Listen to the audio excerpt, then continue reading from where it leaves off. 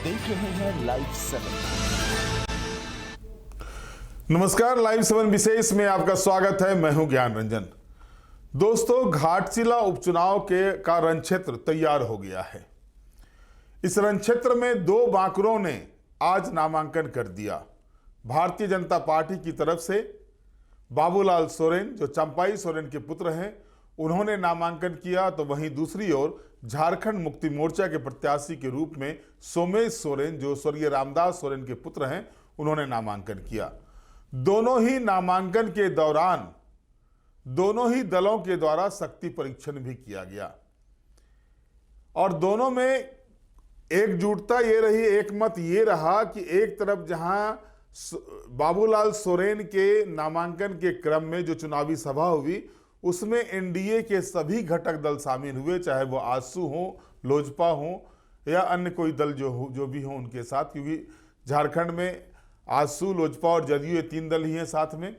वहीं दूसरी तरफ अगर आप देखें तो जो इंडिया गठबंधन का जो नामांकन हुआ, उसके जो चुनावी सभा हुई, उस सभा में कांग्रेस पार्टी तो दिखी, आरजेडी नहीं दिखा। यह अलग विषय है कि आखिरकार आरजेडी के लोग क्यों नहीं गए वहां पर, लेकिन सुबोध कांत सहाय जो वरिष्ठ कांग्रेस नेता हैं, वो केशव महतो कमलेश ये दिखाई दिए। अब सबसे बड़ा सवाल ये उठ रहा है कि घाटशिला के रणक्षेत्र में या घाटशिला के रण में जो महासंग्राम होना है, उस महासंग्राम में सबसे बड़ी अग्नि परीक्षा अगर होनी है तो एक तरफ है हेमंत सोरेन जो मुख्यमंत्री हैं झारखंड के, और दूसरी तरफ है चंपाई सोरेन। भले ही चंपाई सोरेन के पुत्र को भारतीय जनता पार्टी ने टिकट दिया है, लेकिन अग्नि परीक्षा तो मुख्य रूप से चंपाई सोरेन की ही होगी। अब देखना है कि चंपाई वहां पर जो है चीता की तरह झपेटा मार सकते हैं कि नहीं इस सीट को इस बार, या फिर सोमेश सोरेन जो स्वर्गीय रामदास सोरेन के पुत्र हैं, जिन्होंने कि पिछले चुनाव में 22,000 से ज्यादा मतों से चुनाव जीता था, वो उस रिकॉर्ड को बरकरार रख पाते हैं या नहीं रख पाते हैं। बहरहाल नामांकन के बाद क्या कुछ कहा मुख्यमंत्री हेमंत सोरेन ने और क्या कुछ कहा नेता प्रतिपक्ष बाबूलाल मरांडी ने, पहले आप इसको सुन लीजिए। बड़ा ही हम लोग जैसे दल के लिए बहुत कठिन होता है। चुनाव 5 बछर में चुनाव आयोग के नियम के अनुसार होता है, लेकिन उपचुनाव किसी विशेष परिस्थिति में होता है। रामदास दा हम लोग के बीच में नहीं रहे, पता नहीं कुछ ही दिन पहले आदरणीय गुरुजी का निधन हुआ, कुछ दिन के बाद रामदास दा भी उनके पीछे पीछे चल दिए और दोनों एक ही जगह। इनका भी निधन दिल्ली में हुआ, गुरुजी का भी निधन दिल्ली में हुआ। ना जाने क्या संजोग है, ये हम नहीं बता सकते, लेकिन कोई ना कोई जरूर ताकत है जो ऐसी स्थिति पैदा करता है, ऐसी स्थिति आती है। तो आज ये चुनाव में हमने सोमेश बाबू को प्रत्याशी बनाया है। आप जिस तरीके से आप लोगों ने पिछले बार ऐतिहासिक रिकॉर्ड मत के साथ घाटशिला के इतिहास में पहली बार 20-22 हजार से अधिक वोट से आपने रामदास दा को जिताया, इस बार ऐसा वोट करना है कि अपना अगला जो विरोधी प्रत्याशी है उन लोग का खाता भी नहीं खुलना चाहिए, जमानत तक जब्त हो जाना चाहिए।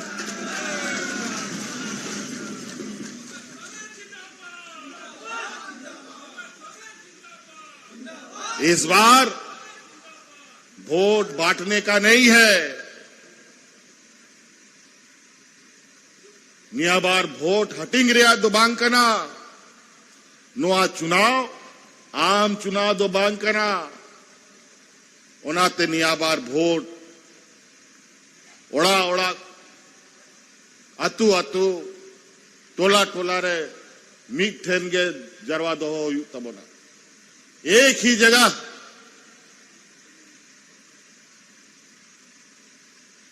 अभी तो 2-3 दिन और चुनाव पर्चा भरेगा, तो इसलिए अभी हम बहुत ज्यादा नहीं कहते हुए बहुत वैसी भी बात हम कह दिए। जब मैदान में हम लोग आ जाते हैं चुनाव में, तो हम लोग के ऊपर भी थोड़ा सा कुछ भूत चढ़ जाता है, कभी कभी कुछ ज्यादा भी बोला जाता है। लेकिन अभी समय है, हमारे विपक्ष के लोग पूरी तैयारी के साथ सुने कि यहां पर 1 दर्जन मुख्यमंत्री पूरा अलग अलग राज्य से आकर के यहां डेरा डाला है। 1 दर्जन मुख्यमंत्री, बाप रे बाप। कोई बात नहीं, 1 दर्जन क्या, तुम 2 दर्जन भी लाओगे तो इस राज्य का अकेले मुख्यमंत्री उस पर भारी पड़ेगा।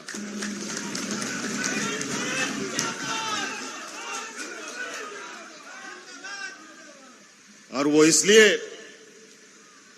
यहां का मुख्यमंत्री हम नहीं, यहां का मुख्यमंत्री सामने बैठी जनता है, उसका ताकत ही मेरी ताकत है। और इसी ताकत के बदौलत हम ऐसे फिरका प्रश्न लोगों से लोहा लेते हैं। आने दीजिए कौन कौन क्या गोला फेंकता है, उस गोले को हम लोग ऐसा छक्का छुड़ाएंगे कि जहां से आया है वहां से कई दूर और बाहर चला जाएगा। आज जिन्होंने भारतीय जनता पार्टी और एनडीए गठबंधन की ओर से जो नामांकन दाखिल करके और उस सभा में यहां आज उपस्थित हैं, जिनको हम सब लोग जिताने के लिए यहां से संकल्प लेकर के जाना है, इसलिए आज आपके बीच एक बाबूलाल के लिए आप सब लोगों से वोट मांगने के लिए यहां आए। कि आप सब लोगों से मैं यही निवेदन करूंगा कि 11 तारीख को यहां मतदान होना है और 11 तारीख को आप सब लोगों का एक एक वोट कमल फूल छाप में डालना है, भारतीय जनता पार्टी को देना है और यहां से बाबूलाल सोरेन जी को जिताना है। यही निवेदन, यही अपील करने के लिए मैं आया हूं। आप सब जान रहे हैं कि इस प्रकार से आज इस राज्य में जब पूरे झारखंड की जनता जी आपके घाटशिला की ओर लोग देख रहे हैं, क्योंकि एक चुनाव के परिणाम से न सरकार बनेगी न सरकार बिगड़ेगी, लेकिन एक चुनाव के परिणाम से झारखंड सरकार को एक मैसेज जाना चाहिए, संदेश जाना चाहिए। इन्होंने पूरे पिछले 5-6 वर्षों से इस झारखंड को लूटने का काम किया है। झारखंड में आज इस झारखंड प्रदेश में इस चुनाव में हम सबको यही संकल्प लेकर के जाना है, झारखंड को इन लुटेरों से बचाना है, झारखंड को माफियाओं से बचाना है, भ्रष्टाचारियों से बचाना है, अपराधियों से बचाना है और झारखंड को घुसपैठियों से बचाना है। हम यही निवेदन और यही अपील करने के लिए आया हूं। इसीलिए मैं आज आप सब लोगों से यही कहने के लिए आया हूं, आज इस प्रदेश से इस भ्रष्ट सरकार को जवाब देना है। इसी भ्रष्टाचार को समाप्त करने के लिए आप सबसे मैं कहूंगा कि भ्रष्टाचारियों को जवाब देने के लिए भारतीय जनता पार्टी को वोट देना है, कमल छाप को वोट देना है। यही मैं आज आप सब लोगों से निवेदन कर रहा हूं। और आप देखें इस राज्य में अपराध किस प्रकार से बढ़ा है, चोरी, डकैती, हत्या, अपहरण, बहु बेटियों की इज्जत भी सुरक्षित नहीं है। आज इस प्रदेश में आए दिन हत्याएं हो रही है। आज इस प्रदेश में अपराधी बेखौफ होकर के अपराध कर रहे हैं। आम जनता आज भयभीत है। सारे आम राज्य की राजधानी में लोग सुरक्षित नहीं है, तो जंगल और गांव की क्या हालत होगी आप समझ सकते हो। अभी आपने सुना कि पिछले दिनों कैसे एक सामाजिक कार्यकर्ता, राजनीतिक नेता सूर्या हांसदा की हत्या हो गई और सरकार कहती इनकाउंटर हुआ है। हम लोगों ने कहा कि उनके परिवार के लोग हाई कोर्ट गए हों कि सीबीआई से जांच हो, लेकिन हेमंत सोरेन जी उन भ्रष्ट अफसरों को बचा रही है। हेमंत सोरेन जी उन पुलिस अफसरों को बचाने में लगी हुई है जिन लोगों ने सूर्या हांसदा की हत्या की थी। इसलिए मैं आज आप सब लोगों से यही कह रहा हूं आज जो कोई भी आदिवासी नौजवान सरकार के विरोध में आवाज उठाते हैं, गुंडा माफियाओं के विरोध में आवाज उठाते हैं, तो उनको हत्या कर दी जाती है। और इसीलिए मैं आज आप सब लोगों से कह रहा हूं कि झारखंड को अपराधियों से बचाना है तो भारतीय जनता पार्टी को वोट देना है। यही मैं आज आप सबसे कह रहा हूं। मैं आज आपको विश्वास दिलाता हूं कि आप इस बार यहां से भारतीय जनता पार्टी को जिताइए, कमल फूल छाप को जिताइए, बाबूलाल सोरेन जी को यहां से आप जिताइए, विधायक बनाइए। और यहां सांसद महोदय बैठे हुए हैं, दिल्ली जाकर के और आपकी जो बंद पड़ी खदानें हैं उस खदान को हम खुलवाने का काम करेंगे। ये मैं आज आप सब लोगों को आश्वस्त करना चाहता हूं ताकि यहां के लोगों को रोजगार मिल सके, यहां के लोगों को काम मिल सके। हम यही आप सब लोगों से निवेदन कर रहा हूं। दोस्तों, घाटशिला विधानसभा क्षेत्र का ज्यादातर इलाका यानी 75% से ज्यादा इलाका जो लगभग 75% इलाका जो है वो ग्रामीण मतदाताओं का ग्रामीण क्षेत्र में आता है। और अगर आप देखेंगे तो ट्राइबल आबादी जो है सो लगभग 50% के करीबन है। और उस 50% आबादी में 90% आबादी जो है वो संथाल आदिवासियों की है। जाहिर है कि आपने देखा कि किस तरह से मुख्यमंत्री हेमंत सोरेन ने जो अपना संबोधन किया है वो संथाली भाषा में ही किया। उनको पता है कि कैसे लोगों को अपनी बातों से समझाया जा सकता है। लेकिन एक और चीज जो मुख्यमंत्री हेमंत सोरेन ने कही वो गौर करने वाली है। वो ये कहा उन्होंने कि एक तरफ विरोधी दल की तरफ से दर्जन भर मुख्यमंत्रियों को लगाया गया है, 2 दर्जन मुख्यमंत्री भी हो सकते हैं, लेकिन आपका एकमात्र मुख्यमंत्री उनको यहां से खदेड़ के भगा देगा, उसकी यहां चलने वाली नहीं है। क्योंकि हेमंत सोरेन मुख्यमंत्री नहीं है, मुख्यमंत्री राज्य की समस्त जनता है। और साथ ही साथ उन्होंने स्वर्गीय रामदास सोरेन के प्रति इमोशनल कार्ड भी खेला। अब दूसरी तरफ बाबूलाल मरांडी हो, सुदेश महतो हो, चंपाई सोरेन हो, अर्जुन मुंडा हो, जो भी बड़े नेता हैं उन्होंने भी अपनी ताकत झोंक रखी है।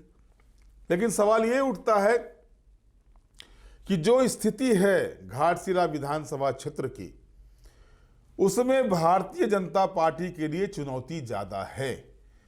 चुनौती इस मायने में ज्यादा है, एक तो इंडिया गठबंधन यानी झामुमो प्रत्याशी के पक्ष में सेंटिमेंटल वोट भी जाएगा, साथ ही साथ रामदास सोरेन अपनी जमीन खुद तैयार किए थे, बाद में वो झारखंड मुक्ति मोर्चा में शामिल हुए थे और तब से वो चुनाव जीत रहे थे।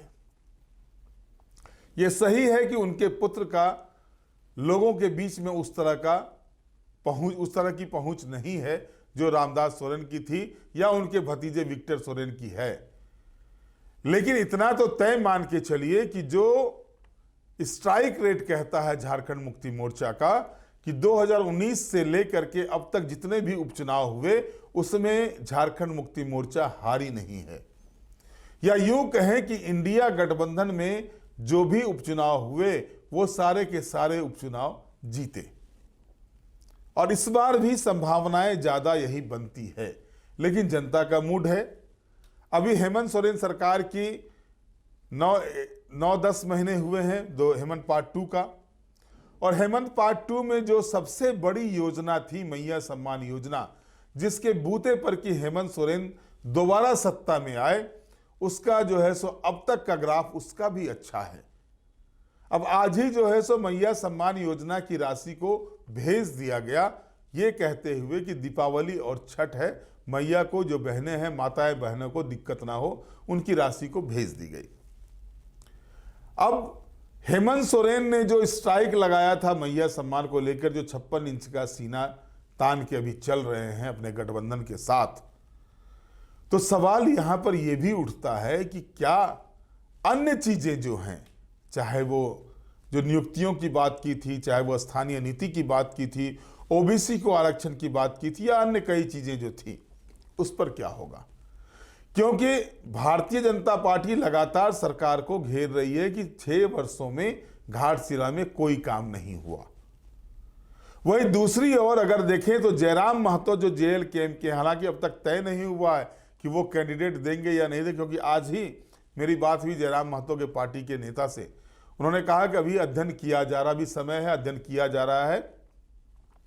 लेकिन अगर जयराम महतो परिवारवाद का मुद्दा उठाते हैं, क्योंकि दोनों ही तरफ देखें, चाहे वो एनडीए कैंडिडेट हो या इंडिया गठबंधन कैंडिडेट हो, दोनों ही परिवारवाद से ग्रसित हैं, तो क्या वो मुद्दा चलेगा? जयराम महतो का चलेगा? हालांकि जयराम महतो भी डरे हुए हैं अभी घाटशिला में कैंडिडेट देने से। आप कहेंगे कल ही आपने बताया कि सूर्या हांसदा की पत्नी को टिकट दिया जा रहा है। ये सच्चाई है, बातें उन्हीं की चल रही है, लेकिन डरे हुए इसलिए हैं कि आज ही आपने देखा कि प्रभात तारा मैदान रांची में किस तरह से आदिवासी आक्रोश रैली निकाली गई। हजारों की संख्या में आदिवासी समुदाय के लोग वहां पहुंचे। वजह था कुर्मी को एसटी में शामिल किए जाने का विरोध। और दूसरी तरफ घाटशिला में अगर आप देखें तो लगभग 50% आबादी जो है वो कुर्मियों की है, अगर माफ कीजिएगा वो आदिवासियों की है। मात्र 5% आबादी जो है वो कुर्मी की है। कुर्मी से ज्यादा आबादी मुसलमानों की है।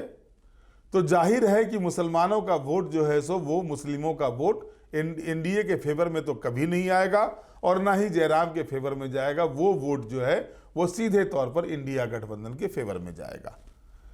यानी अगर आप देखें तो जो घाटशिला का वोटिंग परसेंटेज कहता है वो वोटिंग परसेंटेज भी झारखंड मुक्ति मोर्चा के पक्ष में दर्शाता है, क्योंकि आदिवासियों ने भारतीय जनता पार्टी को सीधे तौर पर नकार दिया। इससे इनकार नहीं किया जा सकता। ये चुनाव परिणाम बताते, हम नहीं बताते। ये चुनाव परिणाम ही बताते हैं कि किस कदर से आदिवासियों ने एक सिरे से भारतीय जनता पार्टी को टाटा बाय बाय कर दिया है। अब मुद्दा क्या है वहां पर? मुद्दा है यूरेनियम फैक्ट्री से जो प्रदूषण हो रहा है वो, मुद्दा है बेरोजगारी, मुद्दा है विस्थापन, मुद्दा है पलायन। तो अब इस मुद्दे को किस तरह से भारतीय जनता पार्टी वहां पर भजाती है, यह देखना दिलचस्प होगा। और साथ ही साथ जो 5 पूर्व मुख्यमंत्री लगे हुए हैं बाबूलाल सोरेन को जिताने के लिए, अन्य और भी जो नेता आए, क्योंकि कई मुख्यमंत्रियों के नाम भी हैं उसमें, चाहे वो छत्तीसगढ़ के मुख्यमंत्री हो, मध्य प्रदेश के मुख्यमंत्री हो या फिर उड़ीसा के मुख्यमंत्री, जिनको स्टार प्रचारक बनाया गया। 40 जो स्टार प्रचारक हैं वो क्या करते हैं भारतीय जनता पार्टी के प्रत्याशियों के पक्ष में, ये देखना होगा। और साथ ही साथ जो 40 स्टार प्रचारक झारखंड मुक्ति मोर्चा ने कल ही बनाए हैं, वो स्टार प्रचारक और कितनी बड़ी लकीर खींच सकते हैं घाटशिला में, ये देखना दिलचस्प होगा। बहरहाल आज के विशेष में इतना ही। आप हमारे साथ जुड़े रहे, हमें लाइक करें, सब्सक्राइब करें। बहुत बहुत धन्यवाद। नमस्कार।